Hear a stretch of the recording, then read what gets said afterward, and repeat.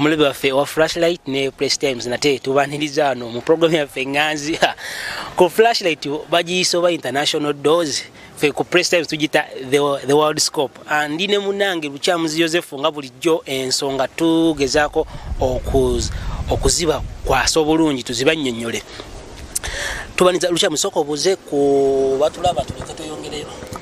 weewaawo abalabi baffe ku Flashlight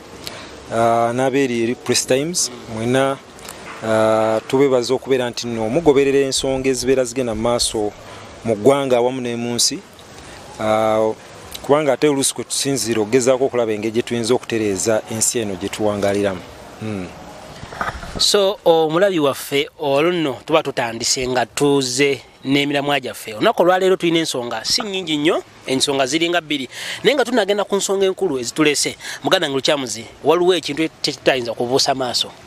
Mr. Updates olunaku ennaku zino zitukubye mabega omukulu Kidandala alabika yatandise okukuba ebituli mu mpapula ze era olunaku olwejjo twalabye empapula bafulumiza documents nga ziraga nti yagamba yasomera ku Pimba High School n'empapula zavuddeyo nga webagenze mu system ya UNEB ng'eraga nti empapula ezo za erinnya lyabadde lya mwana muwala ng'era abadde asomera Mengo eza O-level ne A-level olaba Segirinnya omulaba wa mu katuka kalimu tolaba nti ekifo yandibanga aleka agenda okukisuwa kuba abadde akyagadde nnyo yatugamba essuuti amala dojigolola eri wali erinze tolaba nti ekifalanga agenda okukisuwa amazima tewali amanyi kituufu katulinde gye binaggweera oba banagenda mu kooti n'esalawo n'ekimanyi investigations ndowooza zijja kuvayo mangu Segirinnya ajja kusubwa bw'abeera nga bakimusuuzizza that is kubanga bw'abeera nga tannalayira abamu babajjayo amaze okulyayo ku musala nga guugo baba bakuwadde sente z'emmotoka bwe bajjayo tebatera zibasuuza tewabeera refund byemu ku byewunyise Uganda lwaki abantu batogamba nti Uganda kinyuma nti naye yajja kuba tannalayira yuga nti abasinga abayitamu abamu baali adde amabanja kuba bw'oyitamu aba money lenders zibanka zangu okukola kuba zirowooza nti omusala weeguli given ogwa parliament bw'obeera tubalire ku bukadde nga 3 kale obukadde nga 3 oba kuliko n'ebirala byonna kubeerako ebirala ne zonna baziteeka ku akawunti yo bamemba ba parliament ba wano ndoza tujja kufuna obudde tudiscussinge omusala oguli basic gulinga miliyoni nga 6 naye kubeerako ebirala drivers fees oba allowance kubeerako personal assistant kubeerako ez'amafuta bakubala radius okuva Kampala okutuuka gy'obeera amafuta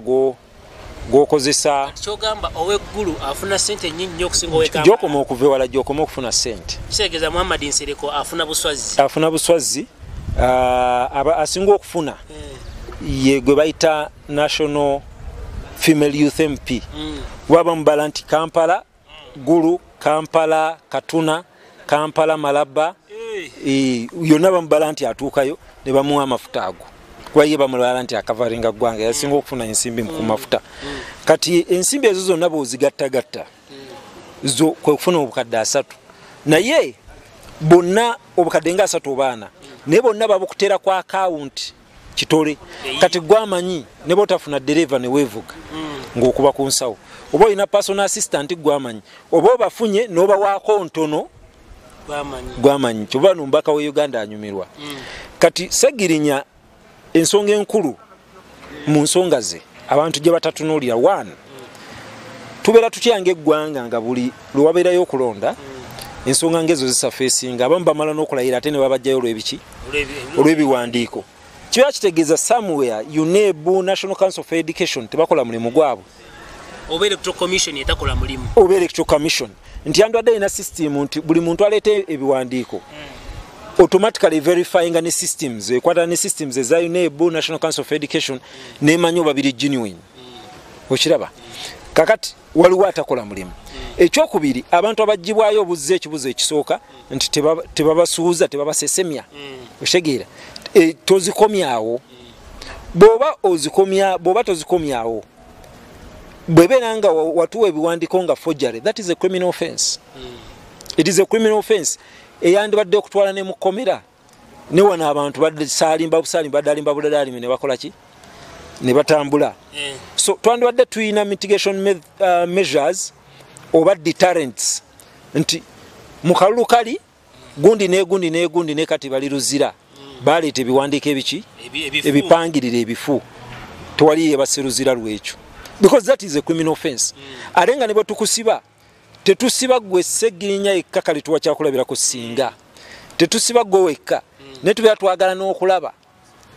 ani yakikubira kwasi gwe twagala okulaba owokunasa oyo naye tumwagala munda lwaki buli muntu alowooza nasa yokka gye bakubira kyetutwala nga example nga eboogera kuba yo yeekolera erinnya whatever gye bakikubira photocopy machine whatever tuba twagala okulaba olukoloddoli lw'abantu abali mu raketi eyo yonna nga bali muki bwebeera nga ssomero nga wagenda ku ssomero oba n'okozesa omukozi w'essomero kikola naye abeera alina kubeera muki mu jail so yengeri yokka gye tusobola okulemesa ebintu nga bino okubeera nti bikola ki bivaawo ekira ange abantu gye batatunuulidde Kidandala aloopa omusango guno singa Ssegirinya avaayo Kidandala asobola ogenda mu palamenti tasobola one nupu ejja kubeera nsunguwavu tejja muwa kaadi kyokka ne bwe muwa kaadi abalonzi ba Ssegirinya bajja kubeera basunguwavu nnyo tebajjeera bakukola ki kumuwa katuweebuuza lwa Kidandala yali musango guno kuba wandisubidde singa Kidandala yali sitede one yandifunye third party n'aloopa omusango guno kuba gwe Peter ne bw'oloopa omusango guno era osobola okuguggusa ne bobeera nga toli mulonzi w'ekawempe oli entitled okuwaaba okufuna amazima bwe kibeera nga ebiwandiiko bipange era asobola okugobebwa ne bwabeera nga si mulonzi w'ekawempe so simanyi Kidandala kikyabala oba alina omuntu omulala gwavugira oba yanoonya mazima naye ng'olweyo we tuli awo nti Ssegirinya ali mu lusuubo ne bwayogera ennaku zino si oli nalabyeko katambike akamu era nakateeseeyo ku mutimbagano ng'alaga ye empapula zazikola ki azina era yagambye nti yasooka n'avuganya kuba MP luli omuntu gwasooka ebitagenda bulungi n'asooka n'agenda kuba kansala kansala n'abuwuuta buva ate n'akomawo byonna azaawo empapula ki zezimu era yagambye alinze kumusamoninga alyoka akole ki alyoka aweeyo buki katulinde naye simanyi bulungi ayinza okuba ebintu byabitereeza naye anyway ekisooka ayinza okuba nga yakyusa ebiwandiiko kubanga Ssegirinya mu kusooka si yali Ssegirinya Muhammad yali Ssegirinya Richard n'akibala nga kawempe w'abasiraamu kwe kufuuka Ssegirinya Muhammad simanyi waba bamusala kyobalaba nyina kikwano kyange awo kubukedde fama embotikizi kisayimu omunene w'ekibuga kigamba mbu Ssegirinya obuzibu bwaliwo mbu alaika yakomba kunva tubaka ndoza mutwala ti obuzibu bwa Ssegirinya yakomba kuki kisoboka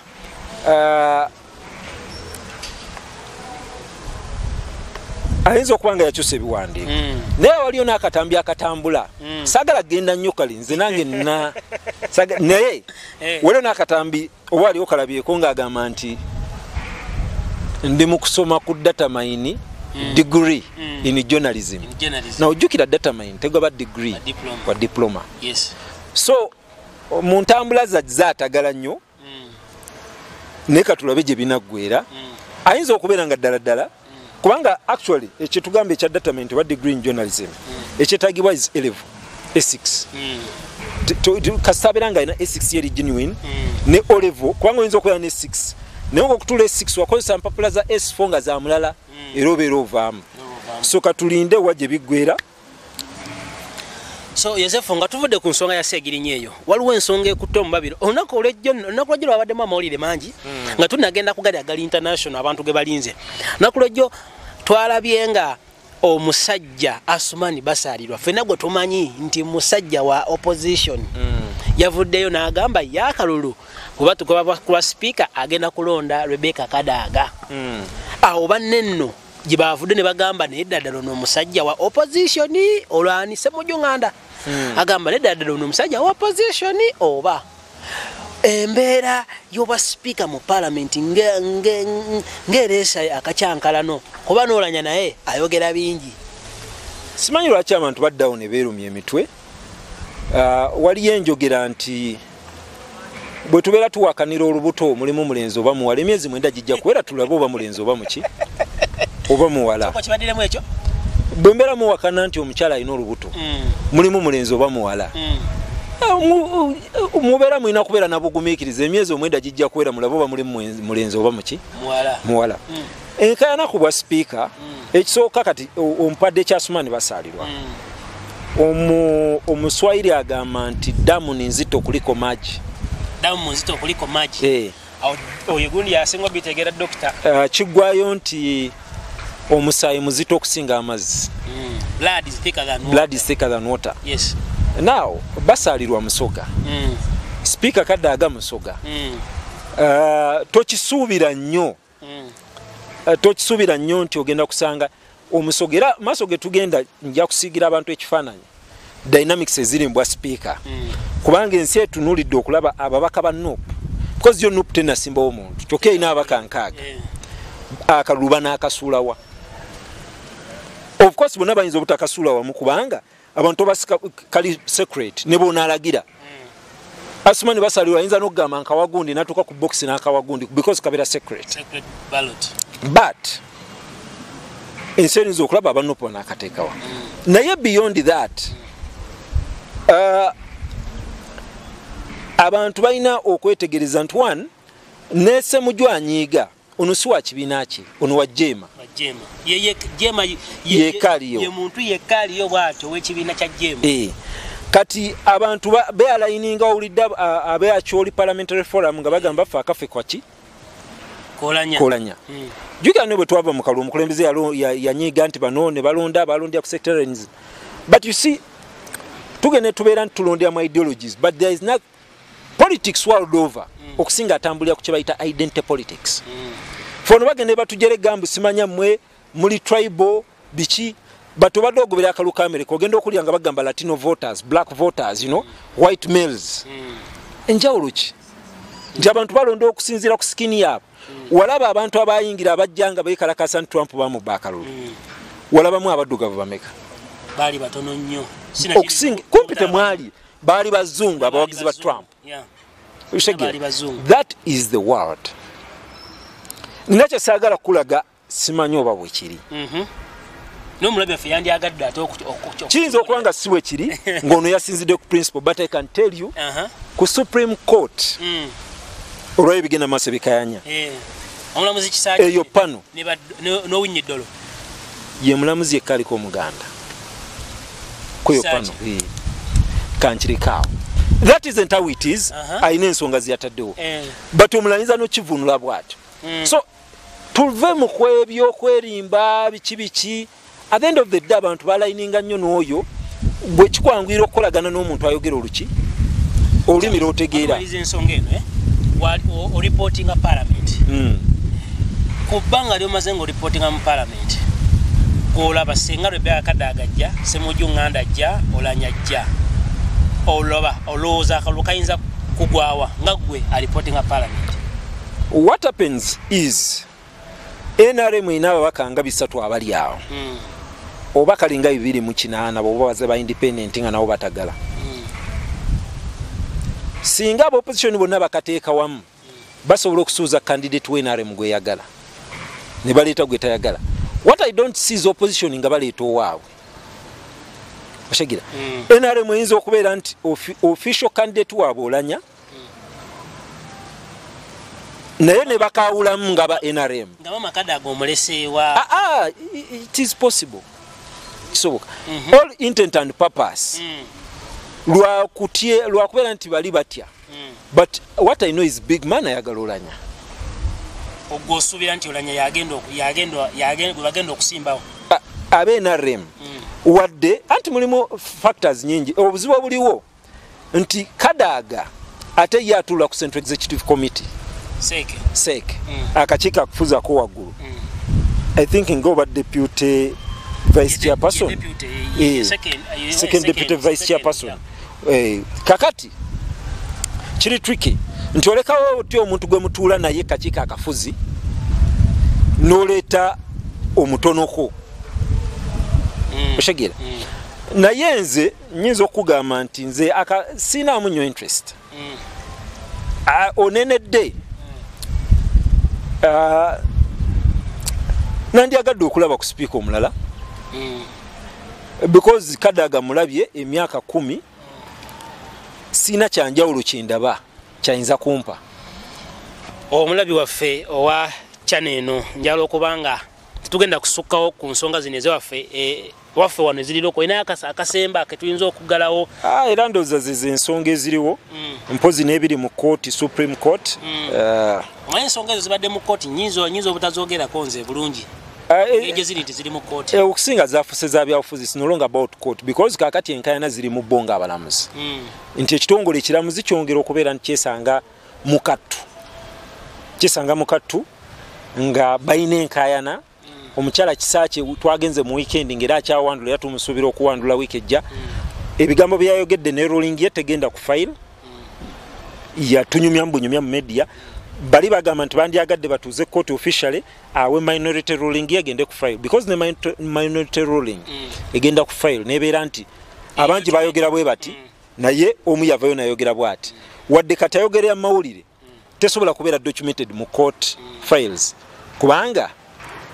ayogera si court eri official so mukyalimu enkayana nyingi ekirala alumiriza PR department nti eri ludda luli nti yamukubye ekikono and she's right kati nganze PR practitioner naffe twabeeramu ko wano bimanyi byemu ku bintu kubanga it is a learning process always nti bwabaawo crisis mu kitongole public relations arm mwogera muliko oludda oba mwogera muli awo makati temulina ludda PR practitioner emirundi egisinga obeera ne immediate boss sometimes reporting directly to the chief justice shegera kati bwoyogerera yababuuza nti ne mwayogedde mulinga nze abali awo mulaga nti nze ne mukyamu bali bebaki bebatuufu kyokka nga nange ndi part of ekitongole kyemulina okukolaki okwogira so it is a very interesting debate lukyamuzinga tumaliza ensonga zino nze ngenda kubeerayo akantu katono nnyo akasinza okunyumira wiiki eno naddala nga tuli ku nsonga ezo nga nagaye nti ziri mu kooti nze sijja zoogerako naye ekintu ekyasinza okunyumira wiiki eyo mukwano go Jimmy Spire Sentongo yakubye kakatuni n'akuba omulamuzi Owinyiddolo nga obaana yamufungudde nga kapaja makayambadde kaliko nga kayero kuliko ekigalo kugamba akantu ako nzenga owebyo anyonyola ensonga kyankubye wala nnyo nti omuntu asobola okutuusa message ye direct nga ayise mu art bagamba anti mbufunze bagamba nti a picture can speak 1,000 words tekifaananyi kisobola okwogera ebigambo 1000 bye wandinoonyeza okunyonnyola kifaananyi kibyo namukwano gwange bwe yamaze ogiraba yapostinze n'ateekako ate no student we ye Eddie Bruno Lukananso sekubulwa yagipostinze ku Facebook n'ateekako nti drone enanona Spire bakyagiwawula buwawuzi banaffe katumulemu katono nnyo tukomewo n'ekitundu kyaffe ekya international news tugenda kubanga tubaleetera ensonga buli mujja manyi alinze onako olwaleero so temuvaako musubscribinge mulikinge mufollowinge mukomentinge bannange ebibuuzo nabyeyagala okubuuza osobola ogenda wansi n'oteekako ekibuuzo kyo ne tubuuza omukugu Yosefu n'aba nga akikuddamu omulundi lwe tuddamu okusisinkana katukomewo